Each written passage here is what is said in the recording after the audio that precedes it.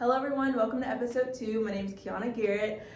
Today is going to be a little bit different. There's a video element and I have a special guest. But before we start out today's episode, I wanted to share that I created a survey based on my research question from last episode that I'm going to share in the next episode. And so while we wait for those results to come in, I'm going to be interviewing a guest. And so would you like to introduce yourself?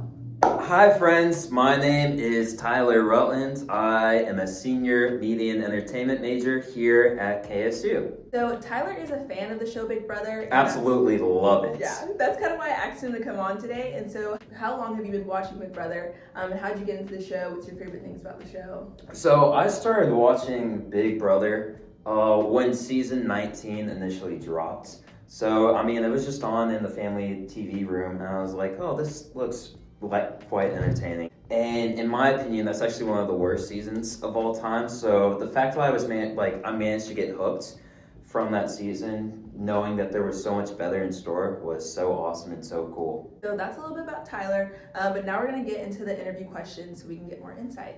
So the first question is, when you watch Big Brother, do you usually find yourself rooting for certain players against others?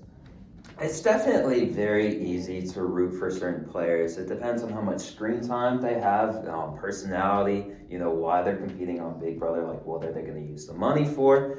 Ultimately, there are many different things that I look for in a player in terms of why I'm rooting for them specifically. Yeah, I mean, it's very easy to root for other players in comparison to others. So Tyler, what makes someone feel like a hero to you on the show? Something that would make, someone come off as a hero to me on the show is definitely, how they're treating other housemates.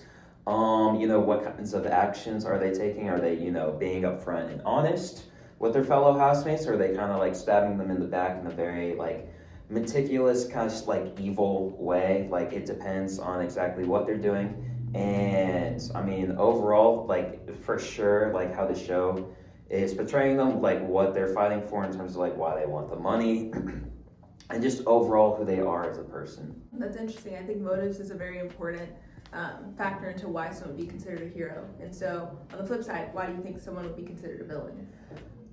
For the exact same reasons, but kind of in the vice versa sense. Are they being a little bit more, kind of evil? Are they kind of putting others down? Are they not making relationships? Are they someone who is definitely being put on my screen, who is definitely going after others that I like? It's just overall, if I'm feeling man, I really want this person off the show, 99% of the time it's because I'm classifying them as a villain. And just how Big Brother is showing them off.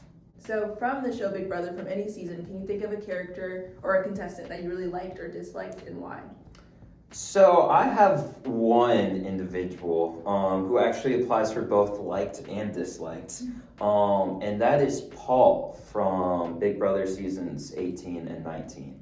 Paul on season 18 was a very exuberant, just overall fun, exciting, maybe a little chaotic, but not in a harmful sense, was a really good player. Just an overall very likable, even if he wasn't the clear definitive hero. Just an overall I want to root for this guy because of his entertainment and how strategic he is and, is being upfront with people. His whole theme was friendship in Big Brother 18. And then we get to Big Brother 19, and he is very much controlling the entire house. He's making alliances here and there, acting you're going to be my final three, you're going to be my final three, you're going to be my final three. And obviously he was making all these final threes and all of them were not true. He was constantly lying, left and right. And he did have a lot of pressure on him in terms of the whole house was straight up idolizing him and it's oh my gosh, he's the supreme Big Brother player, we're gonna go to him and entrust him, and he had donned a lot of this power in decision making. But he tried to play it off as it was just it was just kind of the game. I didn't really mean any of it, and he really tried to emphasize friendship the same way he did in the previous season, and it just was not coming off the exact same way. So it was very easy to like Paul in season 18 and then not like Paul literally the next season after. Yeah, I think it's interesting how someone could be perceived as hero or villain from season to season. Because players, if you don't know, players do get to sometimes come back in like all-star seasons, or which I'm guessing that's what 19 was? So 19, I mean, they just called him back because people loved Paul, and they were like, yeah, let's put him in the house again with a bunch of new people. And it completely changed the dynamic of the game. So, do you think what we see on Big Brother on the show is an accurate representation of what actually happens in the house? Yes and no. I mean, you're just straight up recording people. I mean, it's 24/7. There's Big Brother live feed, which you're able to tune into, and obviously the TV show is not gonna be producing like their 24/7 content for their time slot. They're taking an hour out of the allotted time that has been recorded. So yes, things that do happen on the show did happen in the house. So I do think it's accurate in portraying those. But there's also a lot of things that kind of get shunned to the side and completely like taken away, where it's like, wow, if I like didn't know this about like, you know, the live feeds, then my perception would remain what the show wants me to think. When in regards like the live feed can actually reveal a lot more game wise, personality wise, and just a lot more about like a person, and you know, the fact of like they're not up front in the camera, but like the things that like might kind of like be cut out, where you actually learn a lot more about that person, not what Big Brother is putting out there for you to know. So how much do you think that editing influences how contestants are portrayed?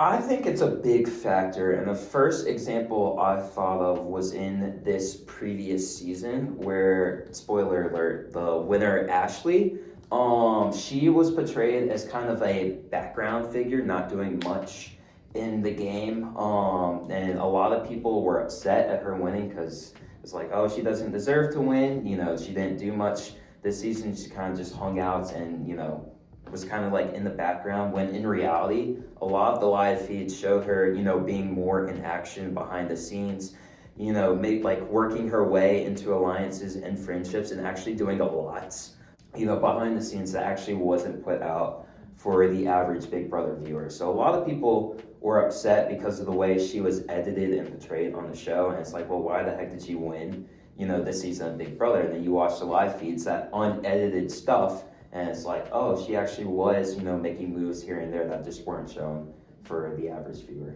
Yeah, that's an interesting take, because there's sometimes when someone could be portrayed as a hero, but they're like not. They're not portrayed as a villain, they're not portrayed as a hero, and then they kind of come to like the final, like even to jury, and people are like, how did they get here? But it's like, because of the editing. You wouldn't know how like hard they've been working. In my survey, I asked people if they think editing can kind of manipulate how viewers feel about contestants. What do you think about that? I mean, based on the last question and my answer to that, it's for sure yes. Editing can, you know, change people's perspectives on how like certain contestants are viewed, and it's just kind of like what the story that Big Brother is trying to portray, and it's like, you know, what do they think are going to be like the big selling points that people are going to tune in for an hour over, you know, the course of 3 days a week, in a very, you know, busy world where it's like, you know, they only have an hour to tune in, and not, you know, for the full amount of time, if they were to watch live feeds. So I would say, like, yeah, for sure, it definitely, like, editing can definitely manipulate how like people view the contestants in the show. You kind of touched on this, but do you think producers are intentionally trying to like create like these archetypes of heroes and villains? Yes, and the reason why is because it's a television show and they want people to tune in. And what gets people hooked is a good story. Good stories have heroes, good stories have villains. If everyone is leaning towards the villain side, you actually might get, you know, a bit more like viewership with that, because there's going to be rampant chaos. But if everyone is portrayed as a hero, it can be a very like, well, let's all like be best friends and get to the end, which, you know, is not the most exciting thing to watch. So definitely, like, you know, the producers try and like enforce these archetypes to create a narrative of, you know, the person you want to root for and the person you want to see like their downfall and like get them sent out of the house when they've, you know, been inflicting so much drama within, when in reality, they trying to create that drama so people actually want to tune in and watch their show, because they need viewership to continue doing the show. They're giving out the very large amount of prize money for each season. It's they're giving out all of that money. They got to make it back, and the way they make it back is by still having that slot time on CBS, as well as other streaming platforms. And overall, it's just about them making money. If you found out that a villain was edited unfairly, how would that change your opinion on that person? I mean, it would definitely change it in a bit, because if the only villain highlights that they have in their entire stay are very much cherry picked and thrown as this is the only thing you're seeing of this person, and it's you're taking that 5% of their villainy, when in 95% they're actually really understandable, likable, individual. It's wow, this is probably my neighbor next door who is not 100% perfect, has flaws here and there. But if you only saw your neighbor step outside and yell at the mailman, that's going to change your perspective on them. So overall, learning more and more about a person instead of just from one outlets is going to definitely impact how I view them. So do you think as a viewer, you often forget how editing plays a role in your perception of a contestant? I would say it can be very easy to get locked into the television aspect and what they're trying to put on that narrative.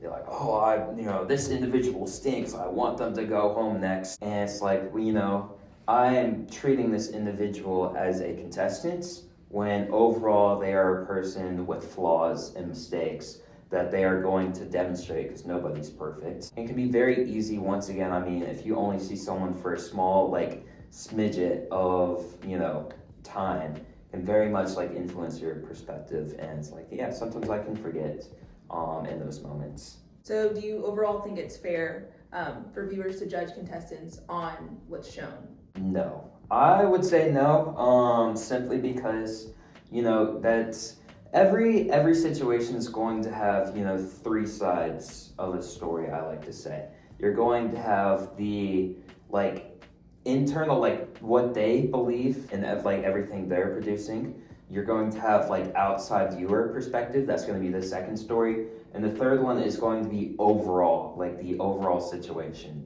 from no bias at all, the straight, cold hard facts of what happened. And if you're only judging based on one or two sides of the story and not considering all three, because a lot of people neglect the third story, that overall, then yeah, it's not fair to judge someone based on a limited amount of stories. All right, so that was all of the questions that I had for Tyler. I hope you guys enjoyed hearing this interview. I thought it was really cool to just hear from someone that views Big Brother often, how reasonable they are towards the fact that these are highly edited and manipulated shows. And so it kind of shows there's hope for humanity, because people don't just judge people without thinking about the other things that go into the making of a reality TV show. So yeah, thank you for your honest input. And well, thank you for having me on the podcast. This is really awesome and really cool. I'm super thankful to be a part of this. Of course. So yeah, that's it, y'all. Awesome. Bye. Bye.